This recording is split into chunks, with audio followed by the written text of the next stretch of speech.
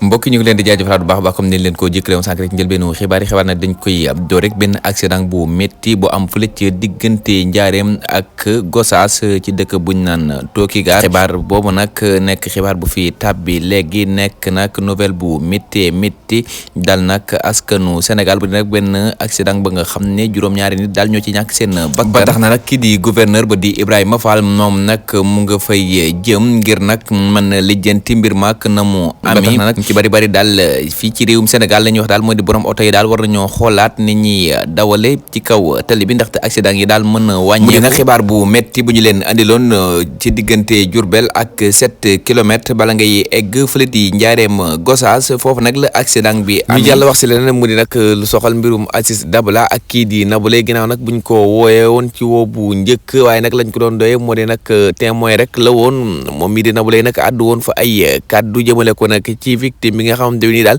moo daloon kii di Aziz Dabala ñu jàppe ko nag ab xarit Nabou Leye nag ginnaaw bi ñu ko woowaatee déglu ko dañu ko jàpp daal di koy téye ni nag ndaxte nag moom mii di Nabou Leye daal ñu ci bari nag comme niñ ko jàppe woon jàpp ne rek complice la ci nag